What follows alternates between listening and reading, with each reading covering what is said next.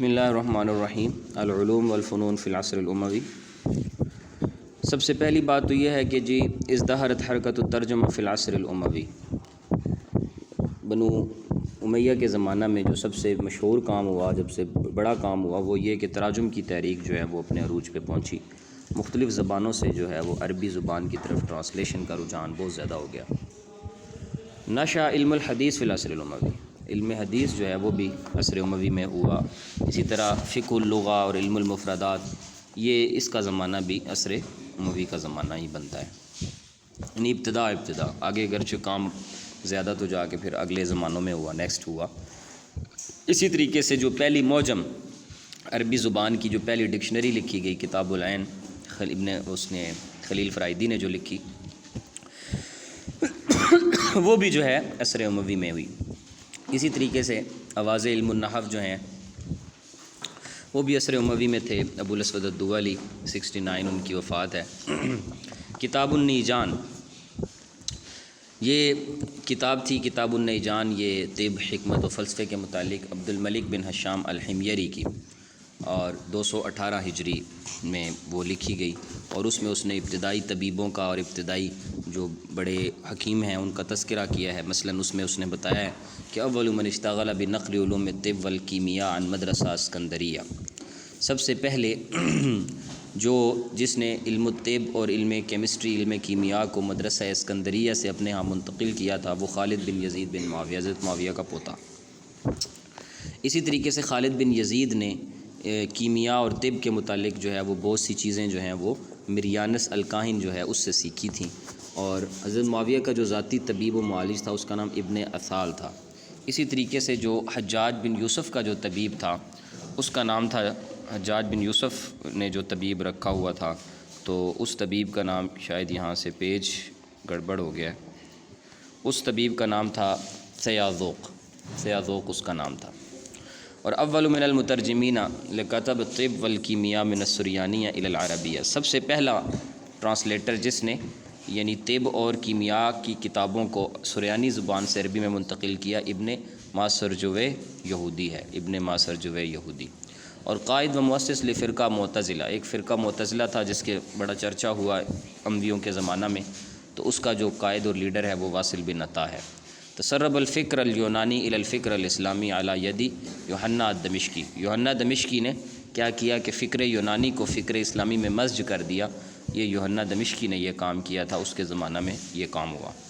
اور شاع فن موسیقی والغنا فی البلاد الاسلامیہ، پھر اس کے بعد موسیقی اور غنا، گانا بجانا اور اس کے جو انسٹرومنٹ، ان کے جو آلات ہیں، وہ ساری چیزیں اسلامی ممالک میں آنا شروع ہوئیں، مشہور ہو گئیں، پھیلنا شروع ہو گئیں، تقویٰ کم ہوتا چلا گیا، تو عصر اموی میں یہ کام بھی ہوا۔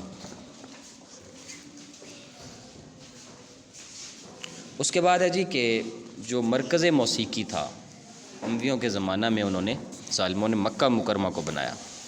خلیفہ اموی الذی یحسن العزف علی العود وینظم الاغانی، جو امویوں کا وہ خلیفہ کہ جو بڑی مہارت رکھتا تھا مختلف طرح کے جو آلات ہیں، آلات موسیقی ہیں، ان کو چلانے میں، اور وہ باقاعدہ خود گانے نظم کرتا تھا، لکھتا تھا، وہ ولید ثانی ہے۔ اور من بنا الجامع اقصی فی مدینہ قدس، بیت المقدس میں، مدینہ قدس میں جو ہے کس نے جامع الاقصی جو ہے اس کو دوبارہ سے تعمیر کیا، بنایا عمر بن خطاب نے۔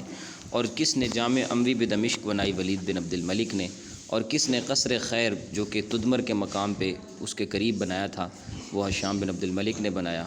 اور اسی طریقے سے قصر مشتہ یا مشتہ جو ہے شتا سے ہے، یعنی اس میں ٹھہرنے کے لیے بنایا تھا یہ مال، تو یہ ولید ثانی نے بنایا تھا۔ اس کے بعد ہے جی الادب العربی المولد، عبداللہ ابن مقفع۔ اب آ جاتے ہیں جی یہاں سے ادب عربی مولد شروع ہو گیا۔ پہلے یہ آپ سمجھ لیں کہ یہ مولد اس کو ہم کیوں کہتے ہیں۔ مولد ہم اس کو اس لیے کہتے ہیں کیونکہ یہاں سے ٹرینڈ بالکل بدل گیا، اور اس کے بعد جو لوگ نیکسٹ آئے ہیں ان لوگوں کی سوچ، فکر، ان کی جو ہے وہ ان کی جو علمی قابلیت اور انہوں نے بالکل رخ موڑ دیا، علمی علوم و فنون کی بہاؤ کا جو ایک رخ تھا اس کو انہوں نے موڑ کے رکھ دیا، انہوں نے بالکل زمانے کو ایک نیا ٹرینڈ دے دیا۔ تو اس اعتبار سے یہ مولد ہیں. اور دوسرا یہ کہ چونکہ عصر عباسی جو ہے وہ زمانوں کے لحاظ سے اپنے عروج پہ پہنچا ہر اس میں، تو اس لحاظ سے بھی یہ زمانہ عصر مولد کہلاتا ہے کہ گویا کہ ادب عربی کی ایک نئی پیدائش ہوئی. عبداللہ ابن مقفع سب سے پہلے، یہ فیروز آباد ایران سے ان کا تعلق ہے. ان کی ولادت 106 ہجری میں ہوئی اور ان کی شہرت کتابت میں پہلے بہت زیادہ ہوئی. اصل نام ان کا ابو محمد عبداللہ روزبے بن دوزبے تھا.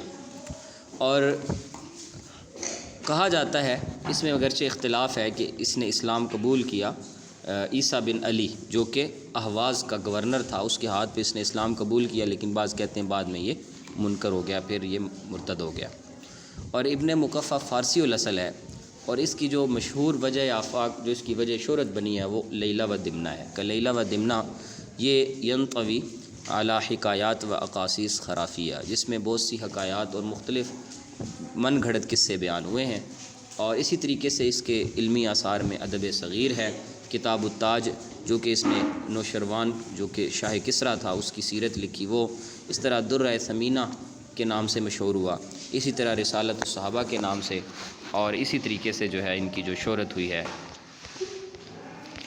وہ رسالۃ الصحابہ کے نام سے. اور ان کی کتاب جو لیلہ و دمنہ ہے اس کی ہندی الاصل ہے. اور ابن مقفع جو ہے یظہر ابن مقفع خلال ادبہ، اس کے ادب کو جب آپ ٹچ کریں گے تو آپ کو پتہ چلے گا کہ وہ اس کی جو فکر ہے وہ اجمی فکر ہے، اور اس کی جو فکر ہے وہ اجمی، اس میں نزعت پائی جاتی ہے. یعنی وہ چاہتا ہے کہ اجمیت جو ہے اس کو عربیت پہ غالب کیا جائے. اور من عدہ راس التجدید الاسلوبی فی النثر، اس کو جو ہے وہ راس شمار کیا جاتا ہے، یعنی ابتدائی بندہ شمار کیا جاتا ہے کہ جس نے نثر، جو اس عربی نثر تھی، اس نثر کو اس نے ایک نیا اسلوب عطا کیا، اس کی اسلوب کی اس نے تجدید کی ہے ابن مقفع نے. باقی موضوع کتابان، اس کی جو 2 کتابیں الادب الکبیر والادب الصغیر ہے، ان کتابوں کا جو موضوع ہے وہ حکمت اور مواعظ ہیں. اور نسب الانشاء الادبی فی اللغہ العربیہ الی ابن مقفع، جو ادبی انشاء ہے لغت عربی میں، عربی زبان میں کتابت میں جو ادبی انشاء ہے اس کو ابن مقفع کی طرف ہی منسوب کیا جاتا ہے. اور یہ پہلے درجے کا، جو پہلا درجہ ہے کتابت کا، اس درجے کا یہ ابتدائی، یعنی اس درجے کا یہ رئیس ہے، اس کو مؤسس مانا جاتا ہے. اس کے بعد دوسرا درجے کا مؤسس آ جاتا ہے جاہز ہے جی، کہ جاہز جو ہے اس کی پیدائش بصرہ عراق میں ہوئی 160 ہجری بمطابق 775 میلادی. اور اگرچہ تھوڑا سا محل نظر بھی ہے. اور جاہز کا نام عمر بن بحر، ابو عمر عثمان بن بحر الجاہز ہے. ابو عثمان عمر بن بحر الجاہز، کنیت اس کی ابو عثمان ہے. اور اس کی چونکہ آنکھیں جو ہیں اس کے تھوڑی آگے کو جھکی ہوئی تھیں، اس وجہ سے اس کو، اس کی جہوز عینہ کی وجہ سے اس کو جاہز کہا جاتا ہے. اور یہ ابتدائی زمانے میں جو ہے وہ روٹیاں اور مچھلی بیچا کرتے تھے، اور اس کو فرقہ معتزلیہ کی طرف منسوب کیا جاتا ہے. اور من ہوا شیخ الجاہز تتلمذ له فی اعتناق الاعتزال، وہ کون بندہ تھا اس کا استاد کہ جس سے اس نے معتزلیوں کے متعلق سیکھا، اور جو ہے وہ ان کی طرف یہ اعتناق ہو جانا، یعنی کسی کی طرف اپنی گردن دے دینا، یعنی کسی کی طرف اپنی ساری یعنی اپنی جتنی یعنی اعتناق کا معنی یہ ہے کہ جب آپ اپنی گردن کسی کے آگے جھکا دیں، اپنے آپ کو کسی کے تابع کر دیتے ہیں، تو اس نے اس مذہب کے تابع کیا. تو یہ کس شخص کی وجہ سے ایسا ہوا؟ ابو اسحاق ابراہیم بن سیار البصری کی وجہ سے. جاہز کی وفات 255 ہجری میں ہوئی، اور اس کی مشہور کتابوں میں کتاب الحیوان، کتاب البیان والتبیین، کتاب البخلاء، رسالۃ التربیہ والتدویر، یہ سب اسی کے ہیں. اول من وضع کتابا جامعا فی علم الحیوان، علم حیوان میں سب سے جامع کتاب سب سے پہلے جاہز نے ہی لکھی. اور یہ جو کتاب تھی کتاب الحیوان، یہ 7 اجزاء پہ مشتمل ہے. اور ویسے اس کی اگر کتابوں کو شمار کیا جائے جو اس نے لکھی ہیں تو وہ 360 یعنی 360 کے قریب اس کی کتابیں بنتی ہیں. الکتاب الذی یعد اولی المحاولات فی علوم البلاغہ، علم بلاغت میں پہلی کوشش کتاب البیان والتبیین کے نام سے اسی نے کی ہے. ھذا الکتاب علم فی لباس ادب و ادب موضوع العلم، یہ کتاب الحیوان کے متعلق کہا جاتا ہے کہ یہ وہ کتاب ہے کہ یہ یعنی لباس ادب میں علم ہے، اور ادب کہ اس کا موضوع ہے ہی علم، اس کی حقیقت ہے ہی علم، تو یہ ان کی اصل روح ہے۔ اسی طریقے سے نقد النثر کے نام سے ایک کام ہوا، یہ کس نے کیا؟ یہ قدامہ بن جعفر کا ہے۔ اور وجہ الجاہز رسالت و تربیہ و تدویر الی احمد بن عبد الوہاب، اس نے اس کی جو رسالہ تربیہ و تدویر ہے اس کی توجیہ کی، اس کو جو ہے وہ تفصیل سے کیا۔ ریاض ظاہرہ و رسائل مثمرہ، یہ جاہز کی کتاب ہے۔ الجاہز معلم العقل والادب، یہ شفیق جبری نے لکھی۔ اسلوب جاہز ماجد شیخ الارض نے، اور دعابت الجاہز محمد فہمی عبد اللطیف نے، اور ثقافت الجاہز جو ہے یہ احمد امین نے لکھی ہے۔ جی اس کے بعد ہیں جی ابو الفرج الاصفہانی۔ کہاں پیدا ہوئے؟ اصفہان میں پیدا ہوئے۔ یہ اصفہان موجودہ ایران کا ہی علاقہ ہے، پہلے اسے اصفہان کہا جاتا تھا، اور ان کی ولادت 284 ہجری میں ہوئی۔ ان کا اصل نام علی بن حسین ہے۔ تقریباً 18 کے قریب تالیفات ہیں ان کی، ان میں سے مشہور جو ہے وہ کتاب الاغانی ہے۔ اور ابو الفرج اصفہانی نے جو کتاب الاغانی ہے اس کو ترتیب دیا ہے علی 100 صوت، 100 آوازوں پر، 100 ساز آوازیں، اور 50 سال لگے جی اس کتاب کو ترتیب دینے میں۔ اور کان ابو الاصفہانی ندیماً لی معز الدولہ، معز الدولہ کا بہت منظور نظر تھا، اس کے بڑا قریب تھا یہ ابو الفرج الاصفہانی۔ خلیفہ عباسی امر مغنیہ ان یختار الاصوات التی فی کتاب الاغوانی من ہوا، وہ مغنیات کو، گانا گانے والیوں اور گانا گانے والوں کو یہ حکم دیتا تھا کہ وہ کتاب الاغانی سے سر جو ہے وہ اختیار کریں، انہیں وہاں سے چوز کریں، اٹھائیں، اور پھر اس کے مطابق جو ہے وہ گانا پلے کریں۔ ہارون الرشید تھا جو یہ حکم دیتا تھا۔ اور ابو الفرج اصفہانی کی جو وفات ہوئی ہے وہ 356 ہجری کے اندر ہوئی ہے۔ اس کے بعد ہے جی ابن قتیبہ۔ ابن قتیبہ کا اصل نام جو ہے وہ عبداللہ بن مسلم بن قتیبہ دینوری، یہ ان کا علاقہ تھا دینور اس وجہ سے۔ اور ان کی جو ولادت ہے وہ بغداد میں ہوئی، اور ان کا زیادہ تر جو مسکن ہے وہ کوفہ میں بنا۔ ان کی ولادت 213 ہجری میں ہوئی۔ اور ابن قتیبہ جو ہے ان کی کتابوں میں عیون الاخبار مشہور ہے، الشعر والشعراء مشہور ہے، اور ادب الکاتب مشہور ہے۔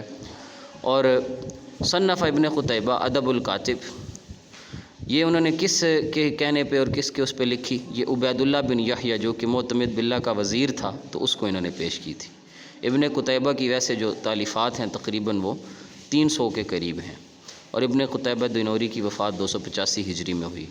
اس کے بعد عصر عباسی کے جو مشہور جو نثر کی شخصیات ہیں اس میں ابو العباس المبرد کا نام آتا ہے۔ ابو العباس المبرد کا پورا نام محمد بن یزید ہے، اور ان کی ولادت 210 ہجری میں ہوئی ہے۔ اور مبرد کو لغت اور ادب کا امام مانا جاتا ہے، اور ان کی مشہور کتاب کتاب الکامل فی اللغۃ والادب ہے۔ اور ان کی اس کے علاوہ مشہور کتابیں ہیں جیسے کتاب المذکر والمؤنث ہے، کتاب التغازی ہے، اور اسی طریقے سے تتلمذ مبرد نے زیادہ تر جو علم حاصل کیا وہ امام مازنی سے اور امام سجستانی سے کیا ہے۔ اور مبرد کی وفات 285 ہجری میں ہوئی، اور ان کو کہاں پہ فوت ہوئے؟ یہ بغداد میں۔ اور مبرد جو ہے نحو میں کس کے مذہب پر تھے؟ بصریوں کے مذہب پہ تھے۔ اس کے بعد آ جاتے ہیں جی ابو بکر الصولی۔ ابو بکر الصولی، اگرچہ یہ نام زیادہ ہم نہیں پڑھتے اتنا، لیکن یہ بھی عصر عباسی کی مشہور، یعنی ان کو آپ ادیبوں میں، مؤدبین میں، نثر نگاروں میں شمار کر سکتے ہیں۔ ان کا اصل نام محمد بن یحییٰ ہے، اور ان کی جو اہم کتاب ہے وہ ادب الکاتب ہے۔ اور اسی طریقے سے اہم ان کا کام ایک اخبار ابی تمام ہے، ابو تمام کی جو ہے وہ ہسٹری کے متعلق انہوں نے لکھا۔ اور ابو بکر الصولی جو ہے صولی، ان کی جو وجہ شہرت بنی، جو ان کی پہچان بنی، وہ بالشطرنج نسبت الی لعبۃ الشطرنج، ان کو شطرنجی بھی کہا جاتا ہے، کیونکہ جو شطرنج کھیل ہے اس کھیل سے متعلق انہوں نے قواعد و ضوابط بھی ترتیب دیے، انہیں شوق بھی تھا، اور اس کے علاوہ جو ہے اس پہ انہوں نے کافی لکھا، جس کی وجہ سے ان کی وجہ شہرت بھی وہ بن گئی۔ اور ان کی وفات 335 ہجری جو ہے اس میں ہوئی ہے، 946 میلادی۔ اس کے بعد ہیں جی ابو منصور الثعالبی۔ ابو منصور الثعالبی، ان کا اصل نام عبد الملک بن محمد ہے، اور ان کی ولادت نشاپور میں ہوئی۔ اور ابو منصور الثعالبی چونکہ یہ نسبت الی صناعتی جلود الثعالب، یہ چونکہ لومڑیوں کی جو کھالیں ہوتی تھیں ان کھالوں کا ذریعے مختلف چیزیں بناتے تھے، یہ کام کرتے تھے، اس وجہ سے ان کو سال بھی کہا جاتا ہے۔ اور ان کی مشہور کتابوں میں یتیمۃ الدہر فی شعراء اہل العصر ہے، فقہ اللغہ ہے، لطائف المعارف ہے۔ 429 ہجری میں ان کی وفات ہوئی۔ اب آ جائیں جی عصر عباسی کے اندر جو فنون یعنی مشہور ہوئے زیادہ، مثلا قصہ ہے، سیرہ ہے، مقامہ ہے، وہ کئی مشہور مطلب فنون جو ہیں انہوں نے ترقی کی ہے، تو ان فنون سے متعلق تھوڑی گفتگو ہوگی اور وہ بتائیں گے کہ کون سا فن کیسے بنا اور اس کے پیچھے کیا عناصر کار فرمائیں، اور پھر فنون کی تعریفات وغیرہ بھی۔ تو اشتہر من القصاص فی العہد الاسلامی، عہد اسلامی میں یہ بات ہم پیچھے پڑھ آئے ہیں، حضرت تمیم داری کو جو ہے وہ ابتدائی یعنی قصاصین میں شمار کیا جاتا ہے۔ اور من العناصر الاساسیہ للقصہ، قصہ جو ہوتا ہے نا اس کا جو سب سے بڑا جو عنصر رئیسی ہے، اساسی ہے، وہ یہ ہے کہ اس کا موضوع ایک ہونا چاہیے۔ اور اسی طریقے سے عناصر اساسیہ قصہ میں یہ ہے کہ التناغم بین الموضوع والواقع، کہ آپ نے جو آپ کا ٹاپک ہے اور جو آپ کا کی واقعہ ہے اس کے درمیان آپ نے جوڑ پیدا کرنا ہے، اس میں جوڑ پیدا کریں آپ، یہ نہ ہو کہ وہ ایک چیز اور ہو دوسری اور ہو۔ اسی طریقے سے التشویق، یعنی قصہ ایسا ہوتا ہے کہ جب آپ اسے شروع کریں تو لوگوں کی رغبت اور شوق بڑھے کہ یہ اس کو کمپلیٹ کرے اور میں نے یہ پورا سننا ہے۔ اور عصر عباسی کے جو اشہر القصص ہیں ان میں سیرت عنترہ اور اسی طرح الف لیلہ و لیلہ، یہ قصے زیادہ مشہور ہوئے ہیں، الف لیلہ و لیلہ کا قصہ اور سیرت عنترہ کا۔ عنترہ سے مراد عنترہ بن شداد ابسی ہی ہے۔ سیرت عنترہ یہ روایہ نثریہ شعریہ، یہ ایک نثری اور شعری قسم کی روایت ہے، اور تقوم سیرہ عنترہ علی اساسی تاریخ اسطوری، اور یہ جو سیرت عنترہ کے نام سے جو قصہ مشہور تھا تو یہ یعنی عصر عباسی کا ایک تاریخی اور ایک لیجنڈری قصہ آپ اس کو کہہ سکتے ہیں، اسطوری یعنی ایک بڑے لیول کا جو ہے وہ قصہ تھا، اور جس کو باقاعدہ لوگ سناتے تھے ایک دوسرے کو، اور باقاعدہ اس پہ اس زمانے کے لحاظ سے ٹیبلو بھی کیے جاتے تھے۔ اور بطل روایت سیرہ عنترہ، اس میں جو کریکٹر تھا بڑا، جو اس میں اداکار تھا، جو اس میں بطل تھا، وہ عنترہ بن شداد ابسی تھا۔ اور انتسبت سیرہ عنترہ فی العصر العباسی الی الاسماعی، یہ سیرت عنترہ جو ہے عصر عباسی میں یہ منسوب کیا جاتا ہے اس قصے کو امام اسمعی کی طرف۔ اس کے علاوہ عصر اسلامی کے دینی قصے بھی بڑے مشہور ہیں، فلسفی قصے بھی عصر عباسی میں بڑے پروان چڑھے۔ مثلا فلسفی قصوں میں قصہ حی بن یقظان ہے جس کو ابن طفیل نے ترتیب دیا تھا، اور اسی طریقے سے بعض جو مستشرقین ہیں انہوں نے یہ دعویٰ کیا ہے، وہ یہ کہتے ہیں کہ جو سیرہ عنترہ ہے نا یہ الیاضۃ العرب ہے، جس طرح کہ الیاضہ اور اودیسہ وغیرہ تھا نا، مطلب جیسے ان کے اپنے نون میں الیاضہ لکھی گئی ہے، تو وہ یہ کہتے ہیں کہ جس طرح مستشرقین کہتے ہیں کہ جس طرح ہمارے ہاں الیاضہ کو جو حیثیت حاصل ہے، سیم اسی طرح قصص میں عربوں کے ہاں سیرت عنترہ کو وہ حیثیت حاصل ہے۔ آگے ہے جی الف لیلہ و لیلہ، یہ الف لیلہ و لیلہ اس میں حکایات متتابعہ مجزا، مختلف ٹکڑوں میں بٹی ہوئی حکایات ہیں جو ایک دوسرے کے پے در پہ ایک دوسرے کے پیچھے آتی ہیں اور کچھ ایک دوسرے سے ریلیٹ بھی کرتی ہیں۔ اور انتسبت وجہ تسمیہ، اس کی وجہ تسمیہ یہ ہے کہ الف لیلہ و لیلہ اصل میں جو اس کو منسوب کیا جاتا ہے فارسی بادشاہ، ایرانی بادشاہ شہریار کی طرف، اور یہ جو حکایات ہیں اس کی تعداد کتنی ہے، تو اس کی تعداد جو ہے وہ 264 264 کے قریب یہ حکایات ہیں۔ اور کتاب الف لیلہ و لیلہ کی جو اصل ہے وہ فارسی زبان ہے، اور حکایات فی حاضل کتاب اصیلہ ام خیالی، اس میں جو الف لیلہ و لیلہ یہ جو حکایات ہیں یہ حقیقتاً ہیں یا خیالی ہیں، تو بعضها اصیلہ بعضها خیالی ہے، بعض ٹھیک ہیں اور بعض خیالی ہیں۔ اس کے بعد ایک اور فن ہے جی جس کو فن مقامہ کہتے ہیں، مقامات، فن مقامہ۔ مقامہ کیا ہے؟ الاحدوثہ من الکلام سمیت المقامہ، الاحدوثہ یعنی کلام میں سے ایک چھوٹا حادثہ، ایک چھوٹا واقعہ، ایک چھوٹا بیانیہ، احدوثہ 10 سے ہے، اس کو مقامہ کہا جاتا ہے، ٹھیک ہے۔ الاحدوثہ من الکلام یعنی کلام کا ایک خاص جز، ایک حصہ، ایک ٹکڑا یا ایک واقعہ بیانیہ، اس کو مقامہ کہتے ہیں۔ اور حققت المقامات بشکل المعروف، جو اس کی صحیح شکل ہمارے سامنے کلیئر ہو کے واضح ہوئی ہے، کھلی ہے، وہ بدیع الزمان حمدانی کے اس سے کھلی ہے، انہوں نے اس پہ کام کیا۔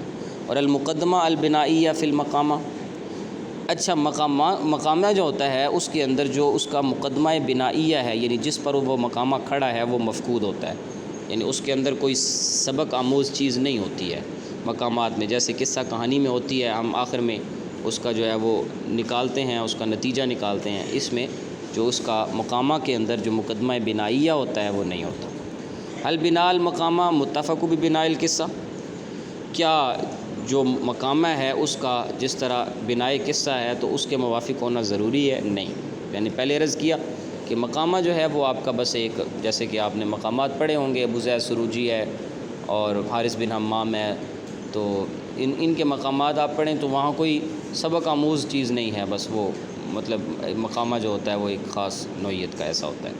اب آ جاتے ہیں جی جو مقامے کے موجد ہیں بدیع الزمان حمدانی، ان کے متعلق ان کا اصل نام احمد بن حسین ہے اور ان کی ولادت حمضان شہر ایران کا ہے، وہاں ہوئی 969 میں میلادی بنتی ہے، 358 ہجری بنتی ہے، اس میں ہوئی۔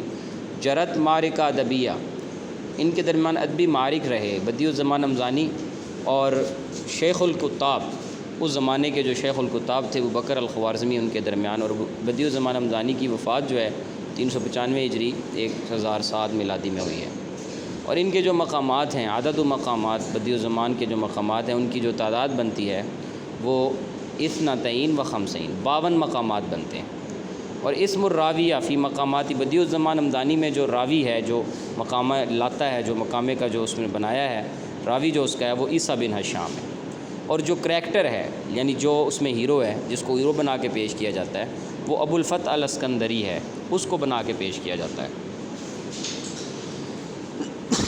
ابو بدیع الزمان حمدانی کے جو مقامات ہیں ان کا جو اسلوب ہے وہ اسلوب ایک تو یہ کہ وہ نثری ہے، نثر منمق ہے، ٹھیک ہے جی، منمق یعنی اس میں نمق ہے، یعنی اس میں کچھ تو اس میں نمکینی بھی پائی جاتی ہے اور اس کے علاوہ اس میں تھوڑی سی گہرائی بھی پائی جاتی ہے، تو منمق ہے۔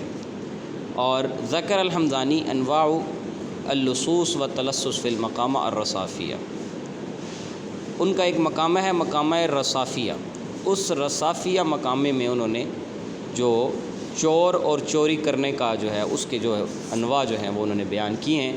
اور حمدانی نے ذکر کیا ہے جاہز کے احوال کو مقامہ جاہزیہ میں، جاہزیہ کے نام سے بھی ایک مقامہ لکھا جس میں جاہز کے احوال ذکر کیے۔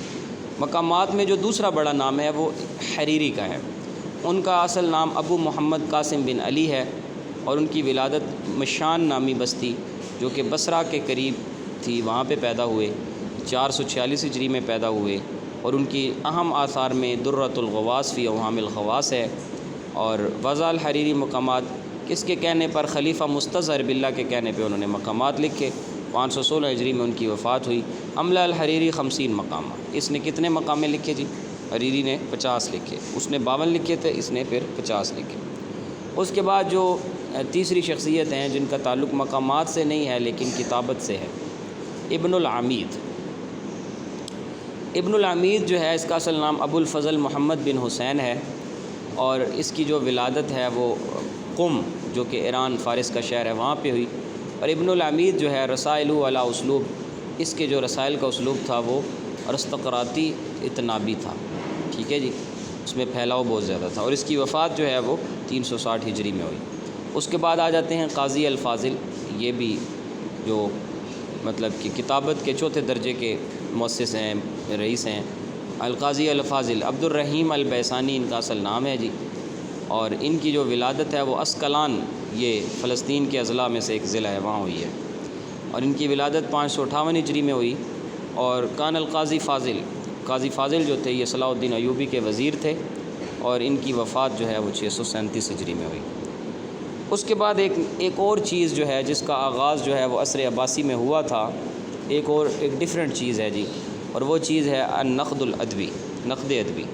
اور من تحلیل الاثار الادبیہ و تقویمها سمیہ فی الادب، جو آپ کی ادبی آثار ہیں، جو ادبی کتابیں ہیں، ادبی قصص، مقامات، فن جتنا ہے، جب آپ اس کی تحلیل اور اس کی تقویم کرتے ہیں، تحلیل اس کی مطلب اس کی آپ کانٹ چھانٹ کرتے ہیں اور اس کو آپ مزین کرتے ہیں، اس پر جو ہے وہ اپنا عقیدانہ نظر ڈالتے ہیں، تو اس کو سمیہ فی الادب، ادب کی دنیا میں اسے نقد کہا جاتا ہے۔ یعتمد النقد الادبی علی الاحساس والذوق البسیط فی العصر الجاہلی، نقد ادبی جو تھی اعتماد کیا جاتا تھا اس میں اکثر جعلی میں یہ تھا، ایک تو یہ کہ اس بندے کے احساسات وسیع ہونے چاہیے اور اس کا جو ذوق ہے وہ بھی بڑا ہونا چاہیے. تو یہ عصر جاہلی میں وہی بڑے ناقدین تھے، جیسے آپ کو پتہ ہے نابغہ زبیانی وغیرہ کیا کرتے. انتقل النقد فی احکام فطریہ الی علم بقواعد و اصول فی العصر العباسی. پھر جو نقد ہے وہ باقاعدہ احکام فطریہ سے نکل کر یعنی باقاعدہ علمی قواعد اور اصول کی صورت میں آئی. یہ عصر عباسی میں یہ کام ہوا.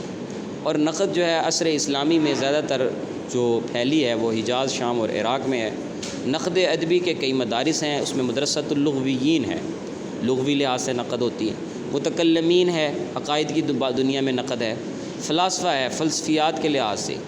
المدرسہ التی علقت بالحرف دون الروح وفضلت القدیم علی الجدید. وہ مدرسہ کہ جو علقت بالحرف، جو حرف کے ساتھ بندے رہتے ہیں اور وہ روح یعنی آگے اس کے اسٹرکچر کی طرف نہیں جاتے بلکہ حقیقت اور اصل پہ رہتے ہیں اور قدیم کو جدید پر فضیلت دیتے ہیں، اس کو مدرسہ لغویین کہتے ہیں. اور مدرسہ لغویین کا جو مشہور نقاد میں سے ابن سلام الجمعی ہے. اور وہ مدرسہ کہ جو خرجت من الجمود، جو جمود سے نکلتے ہیں، وجعلت ہم الاول علمی البیان والبلاغہ، اور وہ ان کا جو اصل اپنا پہلا ہم ہے، جو ان کی پہلی فکر ہے، کوشش اور خواہش ہے، وہ بیان اور بلاغہ ہے. تو ایسوں کو مدرسہ متکلمین جو ہے وہ اس کو کہا جاتا ہے. اور قد اختلطت مسائل النقد بمسائل البلاغہ عند المتکلمین. اور متکلمین کے ہاں جو نقد اور بلاغت ہے یہ تقریباً آپس میں مختلط ہے، ملتی جلتی ہے. اور وہ مدرسہ کہ التی عملت علی اخضاع النقد للقواعد اليونانیہ، جس میں وہ نقد کو قواعد یونانی کے مطابق پرکھنے کی کوشش کرتے ہیں، اس کو مدرسہ فلاسفہ کہا جاتا ہے. جی اس کے بعد ہے اشتہار من النقاد فی مدرسہ فلاسفہ. فلسفیوں کا جو مشہور ناقدین میں سے قدامہ بن جعفر ہیں اور ان کی نقد الشعراء ہے. قدامہ بن جعفر کی فلسفیانہ نقد ہے ان کی. اور طبقات الشعراء یہ ابن سلام جمعی کی ہے، ان کی لغویانہ نقد ہے.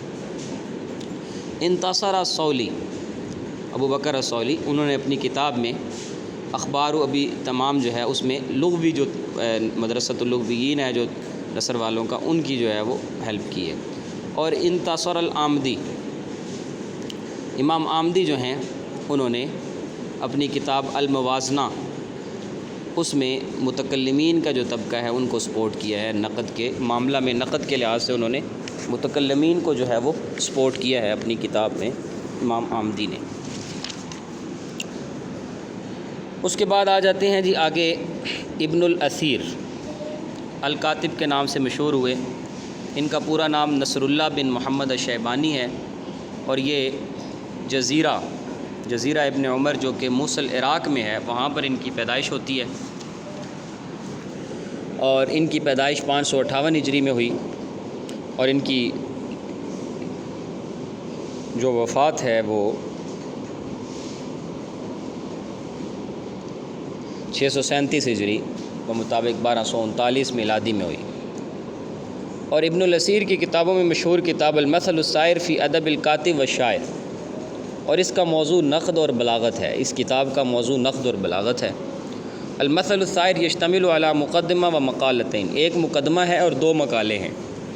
الکتاب الذی یعد خاتمۃ الدراسات البلاغیہ فی العصر العباسی، جس کتاب کو شمار کیا جاتا ہے جو جتنی بھی بلاغت میں جو کام ہوا عصر عباسی میں اس کے خاتمہ کے طور پر، تو وہ المثل السائر ہے. اور من آثار ابن الاثیر کے آثار میں اس کے کاموں میں الوشی المرقوم فی حل المنظوم ہے.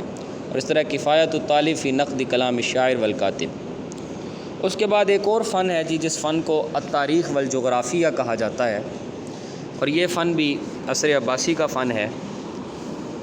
علم تعرف به احوال الماضین من الشعوب، پرانی گزرنے والی قوموں کے احوال کو جاننے کا نام علم تاریخ ہے. ترجمۃ الرجل اذا طالت سمیت السیرہ، جب آپ کسی بندے کی زندگی کے متعلق اذا طالت اسے پھیلا دیں اور کسی بندے کا ترجمہ کریں، کسی بندے کی سیرت بیان کے متعلق پڑھیں تو اس کو سیرہ کہا جاتا ہے. مجموعات التراجم لغیاتی من الناس اشتہروا فی ناحیہ من نواحی المعروفہ سمیت الطبقات۔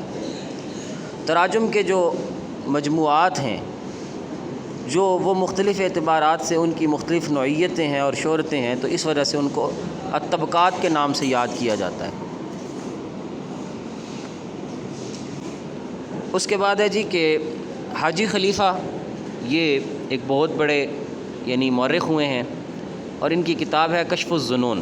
کشف الظنون میں انہوں نے اپنی کتاب میں 1100 تقریباً 1001 لوگوں کی جو ہے وہ تراجم کو ذکر کیا ہے۔ اسی طرح ایک اور عربوں کے بڑے مورخ جو کہ قرن التاسع یعنی ثالث ہجری 3 صدی ہجری میں مشہور ہوئے، وہ ابن جریر الطبری ہے، جن کی کتاب بھی آپ کو پتہ ہے تاریخ الرسل والملوک ہے۔ اسی طرح ایک اور مورخ ہیں جی جو 10ویں صدی ہجری میں ہیں، 10ویں صدی میلادی اور 4 صدی ہجری میں، قانون مسعود امام المسعودی کے نام سے، وہ بھی بڑے مورخ ہوئے ہیں۔ اس طرح جو ہے تاریخ ابن کثیر، جن کا نام ابوالفداء اسماعیل ابن کثیر ہے، یہ بھی بڑے مورخ ہیں اور یہ 7ویں صدی ہجری کے مورخ ہیں۔ اسی طرح ابن خلدون یہ بھی بڑے مورخ ہیں اور یہ قرن رابع عشر، یہ 14ویں صدی کے عیسوی لحاظ سے اس کے مورخ ہیں۔ اور حاجی خلیفہ جو ہے یہ 10ویں صدی عیسوی کے 17ویں صدی عیسوی کے جو ہے یہ مورخ ہیں۔ معجم البلدان یہ تاریخ کی بڑی کتاب ہے جس کو یاقوت حموی نے ترتیب دیا۔ المسالک والممالک والمفاوض والمہالک یہ ابن حوقل کی ہے، اور اسی طریقے سے تاریخ الہند یہ ابو ریحان البیرونی کی ہے۔ تحفۃ النظار فی غرائب الامصار و عجائب الاسفار یہ بھی جو ہے وہ تاریخ و جغرافیہ سے متعلق ابن بطوطہ کی ہے۔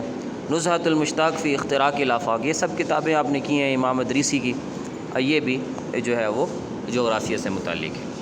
اب جو بڑے 2-3 بڑے نام ہیں جیسے کہ امام مسعودی ہیں اور اسی طرح طبری ہیں، ان کے انہوں نے تھوڑی سی جو ہے وہ ہسٹری بھی دے دی ہے آپ کی آسانی کے لیے۔ مثلاً ان کا نام ابو جعفر محمد بن جریر ہے، اور ان کی جو ولادت ہے وہ عامل نامی جگہ طبرستان میں عامل نامی مقام پر ہوئی ہے، اسی وجہ سے ان کو طبری کہا جاتا ہے، اور ان کی وفات 310 میں ہجری میں ہوئی ہے۔ اور طبری جو ہیں ان کی کتابوں میں مشہور تاریخ الرسل والملوک ہے، اور تفسیر ان کی جامع البیان عن تاویل آیات القرآن ہے۔